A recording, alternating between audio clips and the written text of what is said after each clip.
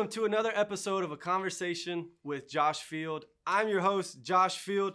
Man, we are cooking with some good episodes. We have a great lineup. But today, wow, do we have an extremely special guest. If you ask me, this man has accomplished so much in a short period of time. He's been all over the state. He's done a lot of great things, has a lot of great accolades that we're going to get into.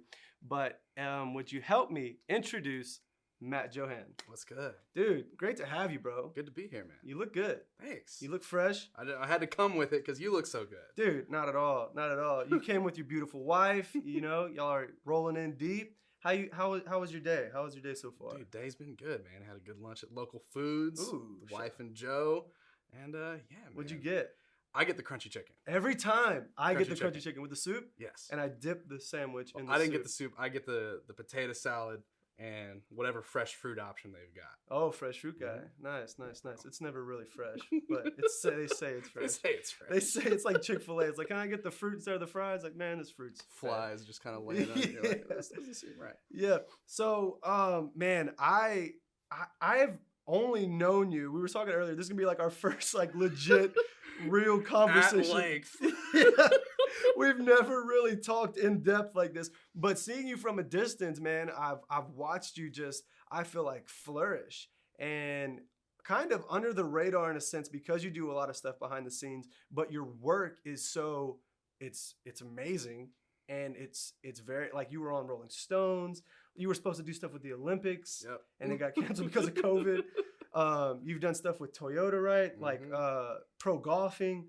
Like a lot of big, like, not just, but the crazy thing is you do all these big name things, but you come from a volunteer at Lakewood Junior High, and like, I want to know what I think will be beneficial to people watching and listening would be, what was the common thread in maybe your work ethic, or if it was networking, or if it was the way you were brought up as a believer or not. What gets you to where you are today? How'd you get here? Man, that's a really good question. If there's a common thread between any of those things, it's not me. I think there's an element of control that people think they have in terms of their trajectory in life. You know, people think, if I go to this school, if I network with these people, then that's how I'm going to get to the next step. Yeah. And it's just never been that for me. And I've never been that guy. Like, I never try to make connections or make friends based on what someone can do for me. I'm actually really allergic to that kind of behavior. If you're ultra wealthy and you can change my life, I'm not gonna rub shoulders with you just because you can change my life. Like, are you a good person? Like, do you love your friends and family well? Is my life going to be better because I know you? Like, my life, not my material life, but when I go home, will I sleep better because I know Josh Fields, or insert name here, just anybody. So in a way, like, yeah, sure, life is about connections, but it's really been about being connected to God. Wow. The one piece of advice that my mom always gave me, and it just rings in the back of my head anytime I don't know what to do, is just stay close to Jesus. And that sounds like a cliche, Sure. because it's like you feel like you hear that all the time if you're a believer, but it's really true. Scripture says he's got 1,000 cattle on 1,000 hills. He owns it all. Wow. He owns the connections that you're trying to make on your own. So just, you be at peace. Yeah. In terms of the common thread that linked all those things, it's because I was never trying to get to the next thing. I don't look at whatever's in front of me as a stepping stone, per se. Like, if, I'm just starting this new job, this new role at Lakewood as creative director for Next Gen, I'm not thinking, yeah, man, in 5 years, I'd really like to peace out. Like, that's not in my head at all. I'm wholly in the moment. I'm thinking, how can I maximize this thing? And the byproduct of that is just more opportunity.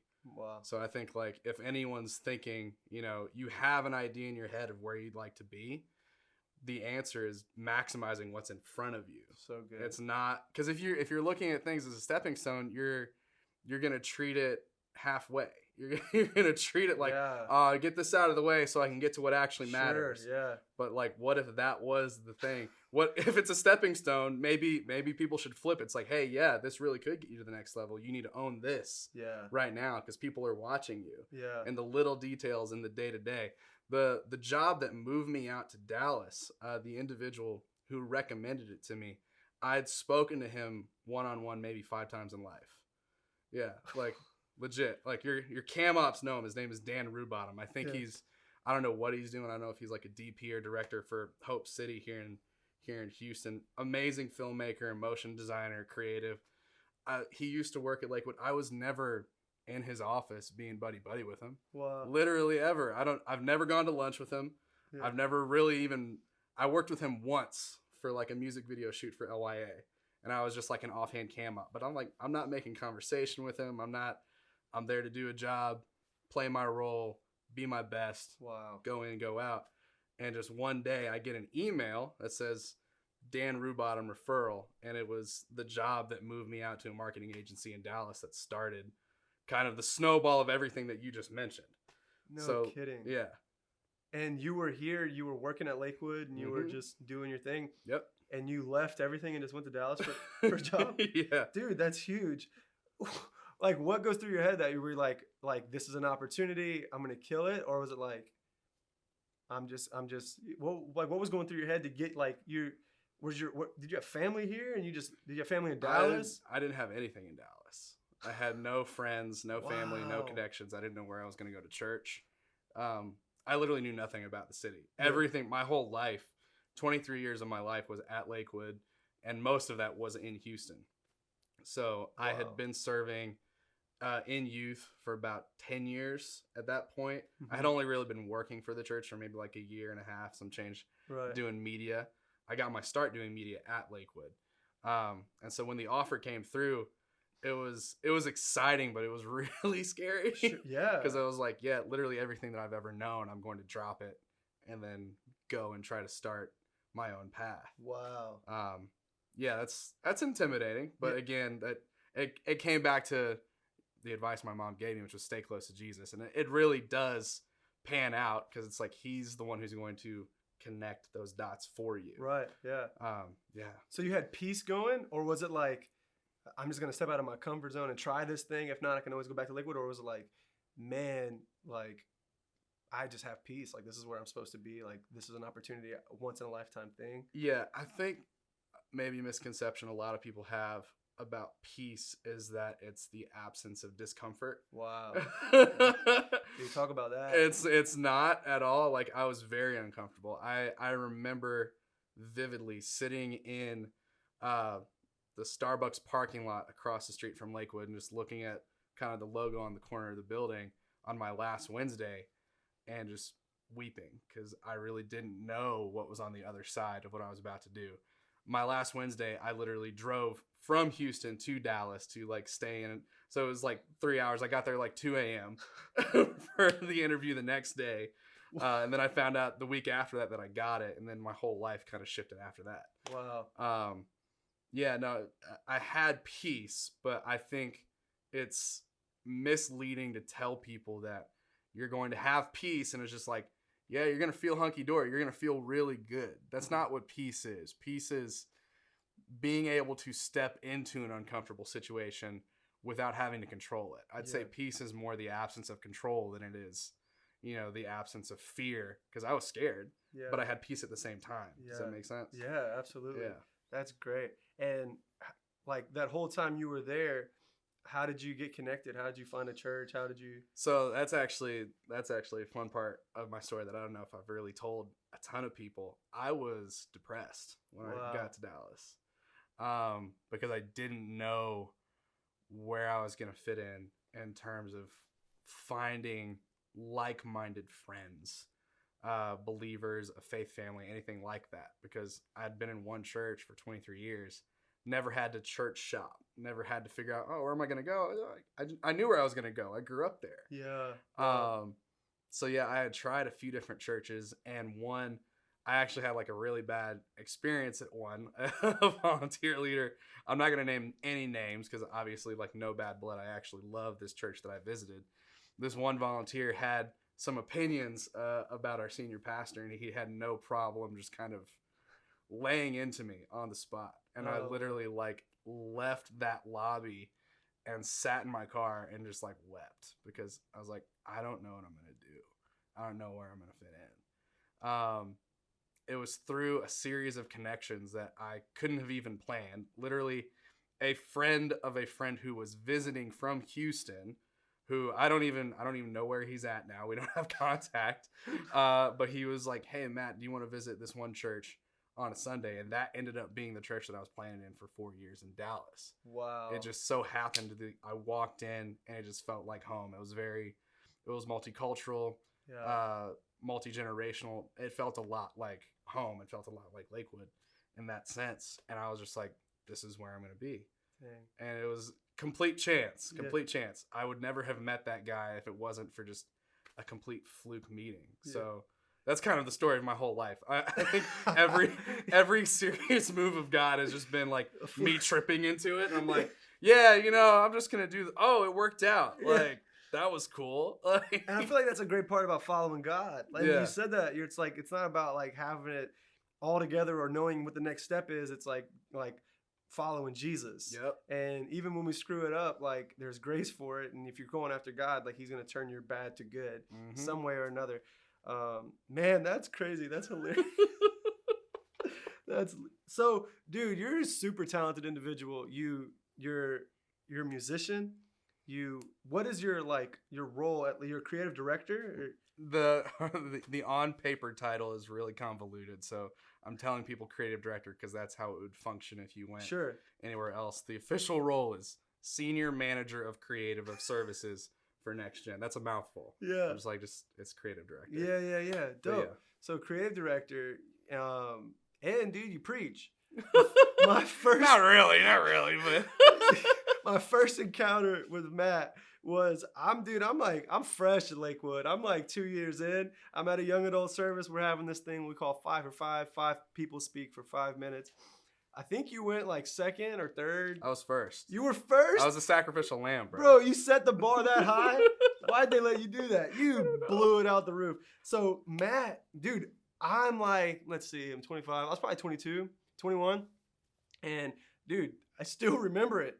You were preaching about David and about the calling. And, dude, you legit said, so good. It was so good. I had no idea who you were. And you were like, who was anointing him? Samuel. Samuel walked into Jesse's house, and he's like, hey, I want to anoint your son to be king. And you were like, nope. He had all these brothers. He was like, nope. And then in comes the shepherd's boy. And like, dude, the way you were like giving that profound thought of like all of these people were qualified, and David was out in the shepherd's field. And when he came in, it was the least likely chosen person. And I was just like, man, this is it was a great message that people preach about, but the way you were doing it with such conviction and passion, I was like, it just spoke to me, man. And I was like, man, this guy's on fire. And it's like a 5-minute message. So there's a big clock that everyone can see, and you're done. And there's 15 seconds left. You look up at the clock and you're like, well, there's 15 seconds left. So I don't know. Just stand up and clap. And you like dropped the mic. You didn't, but you like dropped the mic and walked off. I was like, what a beast. Like, what a boss. You just crushed the message. And like everyone stood up and started clapping. I was like, what the heck? Who is this guy? And they're like, man, he plays drums. I've not done anything that cool since. My life peaked at that moment. Clap for 15 seconds. That's what it was. Dude, that was my first impression of you. And I was like, man, like what a cool guy. And we were talking earlier, you're like, that was your first impression of me. Like a year later, I was like, bro, you killed that message. How do you feel like you did on that message? Man, bad. My wife will tell you, like she described me. How did you say it earlier? I'm like a PE coach, or I'm like a football coach, like literally always watching back my play-by-play, whether it's like a video I've done or someone who's working for me. I'm like playing their content back 30 times. I've watched that 5 for 5 maybe like 100 times. Really? Yeah. I need to go watch it. I didn't know it was on YouTube. It's not on YouTube. I have it on a little green thumb drive. I asked John Swearingen, and I was like, hey, can I get that? And he was like, yeah, here's the service. Wow. So yeah, I've watched it back on my laptop hundreds of times. It's bad for stupid reasons. Like I run out of breath at least 6 times. I never noticed. Never noticed. Yeah, and I think halfway through, I kind of started going to, I think my second point about how Jesse and the other brothers were mentioned 0 times in 2 Samuel, but they were mentioned quite a bit in 1 Samuel. I had a corny way of like stringing that together. It could have been a lot better. It's not my life's calling to preach, but if I do it again, I've gotten enough reps judging myself to improve. The point came across. And look, here you go. You got another opportunity to speak. Man, so if you ever could preach again, would you? Like if they were like, hey, we want you to. I mean, yeah. You know, it's not, again, that's not something I'm striving to do. Sure. Like as I've said at the beginning of the convo, like I'm not treating what I'm doing as a stepping stone to anything else. Yeah. I do enjoy communicating with people. There was it Myers-Briggs or was it StrengthsFinder? When I was an intern at Lakewood, we had a personality test. I think it was StrengthsFinder. I think now there's StrengthsFinder 2.0. It's along the same lines as like the Myers-Briggs, the Enneagram, just helping you understand yourself, kind of thing. And one of my top 5 strengths was communicator. Wow. And ever since I've kind of known that, that's always been something I've tried to lean into and try to improve. So yeah, if the opportunity came across my desk, I would say yes. You know, like if it's right and it doesn't conflict with anything else, and I feel like I can be a benefit. That's the main thing. Is like, I think assessing if you can actually serve a situation. Some people will just say yes because they think it's cool. It's like, well, can you offer anything? Yeah. And that it comes with a little bit of not cockiness, but it's like it's just a humble confidence in like knowing, like you can actually contribute. If I ask you, if I'm paying you to do a job and you tell me yes and then you actually can't, like that sucks. Yeah. That's disappointing. I'm not going to hire you again. Yeah. But some people will say yes just because they're enamored with whatever prestige or whatever they think saying yes means to certain things. One thing, you asked what's a thread that kind of ties all these things together, is I've just spent a lot of time getting to know myself. When you know yourself well, you can say no to things that are definitely not for you. So it was like when you I approached you about doing this as a joke. I was like, I got next on this. And then when you were serious, I was like, oh, well, yeah, actually, no, I would totally sit down and talk with Josh. Yeah. Because that's just natural, like talking to people, conversing, and like trying to be of benefit to others. I feel like that's what this whole thing is about. Yeah. You're trying to get people on here who have something to contribute. Yeah. And I'm like, I want to help people. So even saying yes to this, there's an element of knowing yourself when it comes to saying yes to things that come your way. Yeah. So that's great, dude. Wow, that's really good. What would you say is something like through all of the interesting things that you've done, all the accolades and all the people you've connected with, what's something that you've learned along the way that you carry with yourself now, that like maybe a work situation, or it's like, man, I want to like something beneficial from working in all these different environments, like Dallas to here to, doing stuff for Tauren Wells to doing stuff like lyric music videos that makes, like, what have you learned that makes you, obviously being close to Jesus, but like what's certain things that make you tick, that makes you want to have great work ethic? Yeah, absolutely. I think you mentioned work ethic. It's literally just being ferocious about excellence. Yeah. Like I said, like I watched that message. It's not a joke. I've watched that message like at least 100 times. Like I say these numbers and it's like, oh, it's facetious. No, literally, like sometimes it's just that repetitious. And that kind of came from initially early in life. My first career, I thought I was going to be a musician full time. One of your Cam guys, I was actually his band leader at one point. I thought that was going to be my thing. And I was just ferocious about listening and like figuring out what the band's doing, what the singers are doing, how all that fits. Just not being scared to have an opinion. Like when you see something wrong, like it's okay to mention it. Like I think some people are just like scared to make waves, I think. If they notice, like, oh, that could be a little bit better, but let me not say something. Let me, like, shrink back a little bit.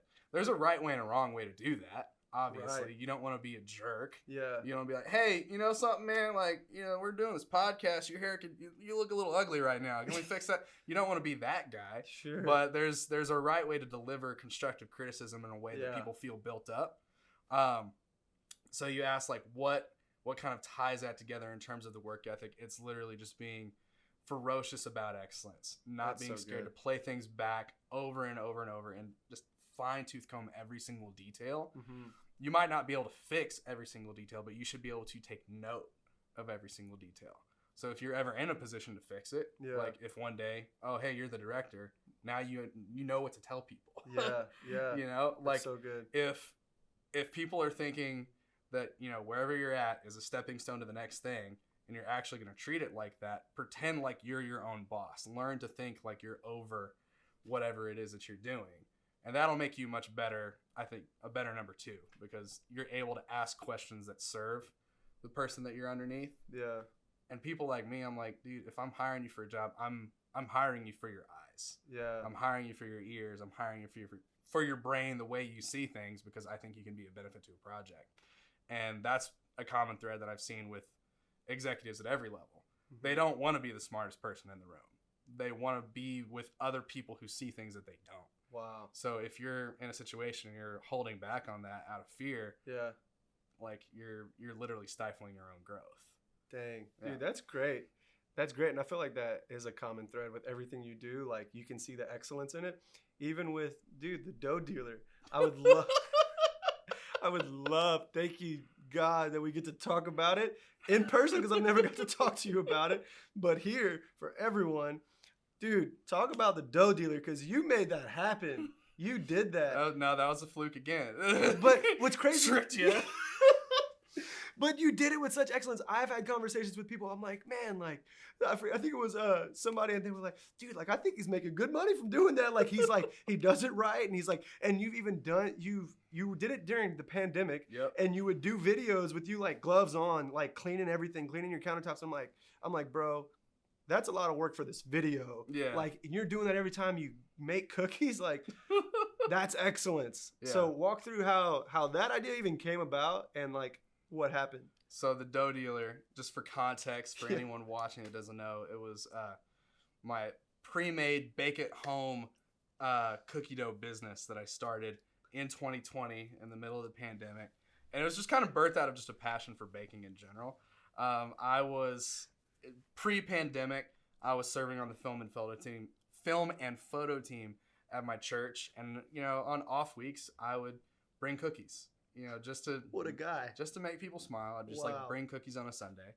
You know, just that adds a little something. Like if you're in a room and you can make that room better, do that. So I was like, yo, people are showing up. They haven't eaten.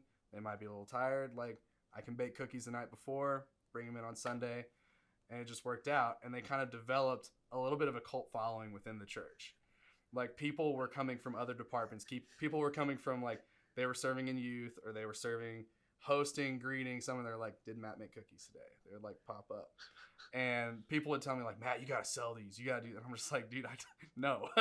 Like, you know me, I don't want to be a baker at all. Yeah. Like, literally 0% of me wants to do that. Yeah. But I'm really glad you like it. That's great. It was just something I did for fun at home, and then would bring to church, and people just happened to like it. Well, then the pandemic hits, and everything on my schedule in terms of video production, in terms of work, was wiped through May, actually, other M month. And May rolls around and more work isn't coming. And that's probably something that's been commonly felt by a lot of people in video production, whether you're just editing or whether you're shooting. A lot of stuff just didn't happen in 2020 because of restrictions with the pandemic. So I'm hitting a low moment. I'm like, man, I got to get out of this. Anytime I'm feeling depressed or anytime I'm feeling sad, I try to flip it and I try to think, how can I make someone else's day? Because if you can get your eyes off of yourself, at least you're not focused on what's bad in your life anymore. You know what I mean? It's like, yeah, my life is still falling apart.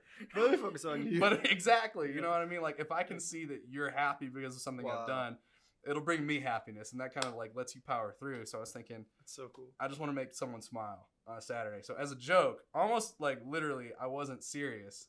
I was like on my personal Instagram story, I was like, hey guys, like if I made cookie dough this weekend and I just sold it for this much for this many balls of dough, like who's rocking up? And I went to bed with 6 DMs, and I was like, oh, okay, cool. I'll have friends over. It'll be nice to see people. I woke up to 47 DMs. And I was like, oh, well, I guess I'm making cookie dough this weekend. And I just never stopped. And literally from month 1, It paid my bills, all of them. Like without the dough What? dealer, I would have been evicted straight up. Wow. That's such a cool story. Yeah, man. It was really random. Just kind of how it all came together, and it was a combination of a bunch of other people kind of helping me promote. Yeah. When it really took off was when a friend of mine named Paige, who does spin classes and other fitness instruction in Dallas, she ordered like from week 1, but she's a sweetheart. She's like, no, I just want to pay just to help out. Didn't come pick up her dough. Then the second week comes out, and I released a new flavor on the second week because I was like, people aren't going to come back for just chocolate chip. I got to build the menu. I got to I got to scale this thing out. And she didn't come again. And I was like, Paige, come get your freaking dough. Like, it's in my freezer. I don't have space. You need to come get it. Yeah. And she comes and picks it up. And part of the business model at that time was if you bought dough from me, you would get a free fully baked cookie. Yeah. Which is kind of like insurance because I'm selling dough. So it's like, people, if they mess it up, they need to know how it actually looks. That's brilliant. You know what I mean? So in a way, it's kind of saved me because some people straight up like did not know. I had one lady who let her dough sit. It was very obvious what she did, even just from the photos she sent me. She clearly let her dough sit on the counter and just get warm and mushy, and then she tried to bake that. Oh. And she wondered why she had a tray that was literally a puddle of dough. And it was like, sweetheart, no. You bake a solid cookie dough ball. But when Paige came and picked up, because she's got like, I think like 20 or 30 Instagram followers, she just posted a video of her breaking apart the black and white, which is like a fudge cookie with white chocolate chips that I did. Yeah. Just breaking it apart with her hand. And literally that Saturday, my follower count and my order count doubled. And I was like, yo, I can't make this much. I was literally up till 2 a.m. that night making dough. And it just kept snowballing after that because her friends would tell their friends. And I think that's when it actually kind of became a business, was when Paige promoted it. Wow. And again, that's me and Paige. I don't think we've even ever hung out. I knew her in passing in church. Wow. So again, it's connections that I'm not trying to do. Wow. It's literally be excellent with what you have in front of you. And I think that's magnetic. I think people see that, and it is its own success. Yeah. You know? That's great. And that even the Bible says that, like, do everything unto God. Don't do it unto man. And I feel like you lived that out so well. And that's why, dude, that thing blew up. That thing was fire. I bought cookie dough. Murph and I bought cookie dough. That's right. You did. And you brought us the cookie. Yeah. And I was like, I was so overwhelmed. It was like 2 camera guys. You were in the apron with the mask. And I was like, ah. And you were like, grab your free sample. And I was like, and I took it and I was like, this is so good. And we ate on those. I forget how much we bought. We bought a good amount. But, dude, we ate on those cookies. It was like drugs in our home. Yeah. Like, people would come by and be like, hey, y'all still got cookies? And we're like, dude, chill. All right, we only have a few left.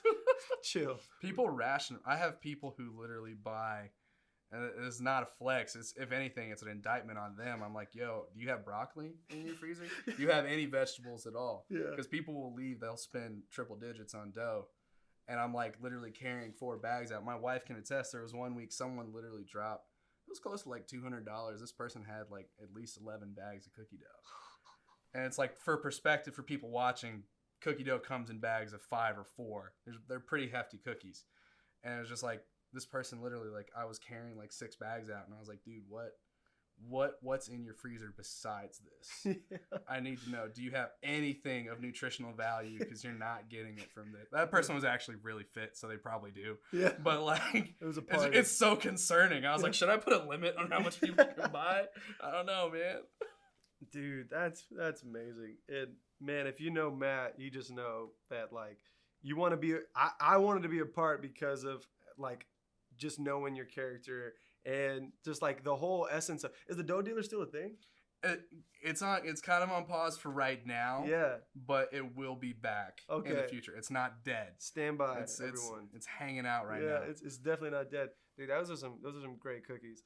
So what does the future look like? You know, maybe the dough dealer, maybe, and I know you said you kind of just like, you know, just tripping everything, but there's got to be some type of plan, you know, like you just got married, like it's huge, like what's the future look like for Matt Johann? Man, if anything, I've learned trying to draft your 5-year plan, God's gonna like flip that every time. Like I can't think of a single 5-year plan that I've had where I'm like, yeah, it's been 5 years and I'm there. Sure. There's always something Wow. that happens and then it just completely flips on itself. And I think that's the nature of life and work in the 2020s and beyond. Like, we're living in generations that are becoming increasingly fluid in every way in terms of like career, how people see themselves. Like, people will change majors more often. There are tons of stats on all this stuff where people are not sticking to one thing the way they used to. Like, our grandparents' generation. I try to think of myself as a little bit of an old soul in terms of, you mentioned work ethic and things like that. How I even got into video production was because I realized I can make more money doing that than I can just playing guitar. And I was like, if I want to have a family, Wow. if I want to have a house, I was like, if I'm equally as fulfilled doing this and it's better for my pocketbook, Yeah. why not? Why Yeah. not make that shift? So the future for me, I mean, nothing's really concrete. It really just looks like loving my wife and my family well, loving my church well, loving my friends well, and just keep working hard at whatever I've got. Right now, that's the creative director for Next Gen. Yeah.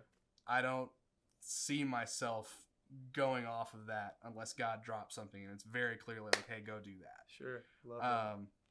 That's kind of, it might not be the answer you're looking for, No, but that's I really love how that. I think about it, is it's longevity. Yeah. I'm not thinking in terms of, I'm real sick of this, let me go do something else. Like, I want to have that old school grit that like you stay in place doing one thing for a really long time, and that's where that fruit comes from.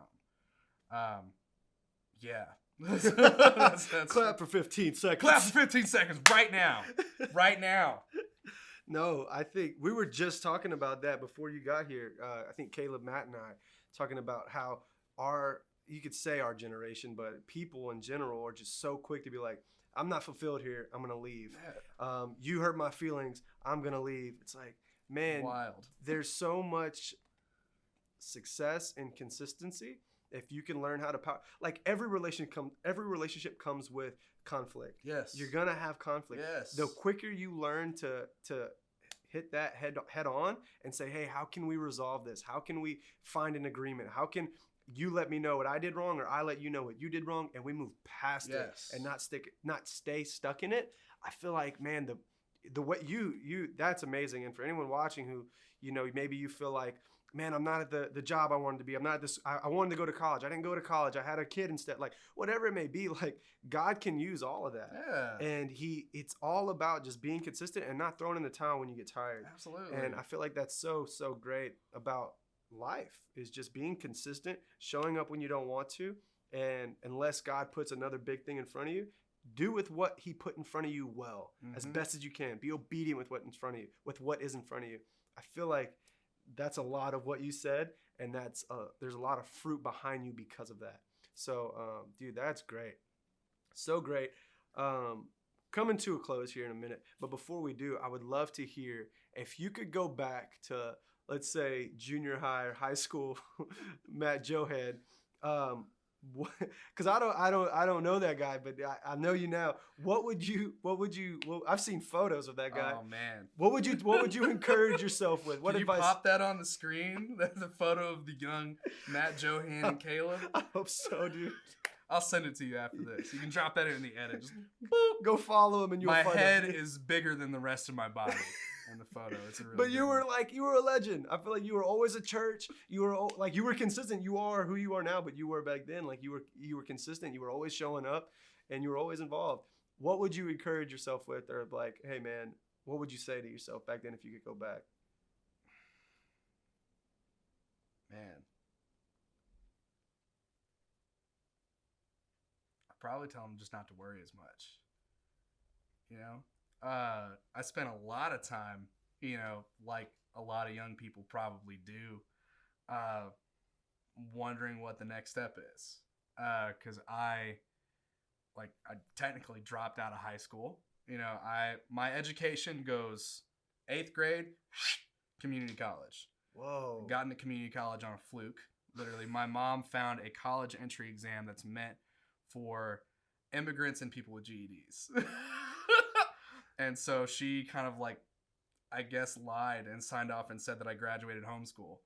and I was able to take this college entry exam and come in with remedial classes and sub-subjects, mainly like math. Math was the big one. I actually passed everything else with like flying colors on my entry exam, like history, science, things like that. So I was like, I'm good there. Like I missed 4 years. I'm good for college. I don't know how that happened. How does that work? What's going on, public system? And I mean, I wouldn't call that a regret of my life, but it did produce a lot of stress in my life that maybe I didn't need. And I was worried about the future a lot. And Matt Johann now worries about the future a lot less because I've just seen so many things pan out. I've seen pure chaos turn into order, and like things that I thought were curses, things that I thought were going to ruin me, turn out to be just absolute just fountains of blessing for my life. And I'm like, I can just chill now. I can just breathe. And if I had gotten that at 17, 18, I probably would have just had more fun as a kid, man. I probably would have just been hanging out, chilling, not thinking about how I need to make my life work, how I need to put all the pieces together, because God was always putting the pieces together. And I think that probably still rings true for a lot of young people today. I keep in touch with, a good amount of youth in Houston right now. And that's common. That's still a thing where kids are like, I don't know where I'm going to go to college. I don't know what I'm going to do after college. It's like, you don't need to worry about your 5-year plan. Just enjoy right now. Yeah. I think that's the challenge for everyone in 2021 moving forward, is like we have this constant reel of everyone else's highlights being played in front of us all the time. We're constantly comparing ourselves. Nothing is good enough because everything that someone else has is better. And it's like, dude, if you're going to live, you're never going to be happy. You're literally, that is a recipe for eternal sadness. Yeah. If you are constantly, that's a terrible life to live. Why would you want to live constantly stressed out, constantly sad, constantly worried about how you're going to get to the next thing when what you have in front of you is actually awesome? Yeah. If you would compare yourself to people in the reverse fashion and think, this isn't what I want, but it could be a lot worse. Oh. It's like, I'm working at Starbucks right now, making whatever the wage is 15 and whatever their benefits are. It's like, that's not what I want. I could not have a job. Yeah. I could be homeless. Yeah. You could be homeless and addicted. You could be homeless and injured. Yeah. With no way to get yourself taken care of. Yeah. Your situation could always be worse. That's and good.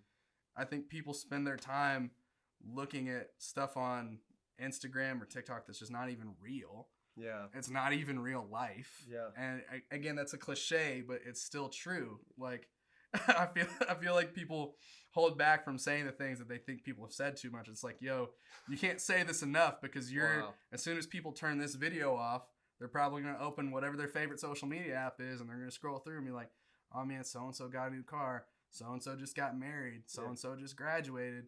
What am I doing? It's like, whatever you're doing is actually probably pretty great. Come on. We live in the best time to be alive in human history. Yeah. Like, celebrate what you've got. What you've got is great. Yeah. I promise. Yeah. Man, that's great. Dude, that was really good. That was refreshing for me. Yeah, that's bro. so good, man. So much wisdom, so much insight on this episode. Thank you for tuning in. Thanks for being on the show. Thanks for having me, man. Dude, it's been a blast. Can you put the trap horns in right there? Insert ready. Oh, man. Thank you guys so much for tuning in to another episode, Conversation with Josh Field and Matt Johann. Make sure to follow him on Instagram. What's your Instagram handle? At Matt Johann. At Matt Johann. Super easy to follow. Follow the Dough Dealer. And make sure to like, subscribe, comment. Share this to someone you think might need to hear it. Maybe it'll help them, encourage them, motivate them. Thank you for tuning in to another episode. We out. Dude, you killed it. Thank you so much for tuning in to another episode of A Conversation with Josh Field. Hey, we don't want to close this opportunity without giving you a chance to dedicate your life to the Lord. If you've never done that, the Bible says it's as easy as A, B, C. A, admit you're a sinner. B, believe in your heart that Jesus is Lord. And C, confess with your mouth that Jesus died for your sins. So if you want to do that, repeat this simple prayer after me. Jesus, I'm a sinner in need of a Savior. Wash me clean. make me new. Today I choose to make you Lord of my life. If you prayed that prayer, we believe you just got born again, and heaven is rejoicing that you are now welcome into eternity in heaven. Thank you so much for tuning in. We'll see you next time.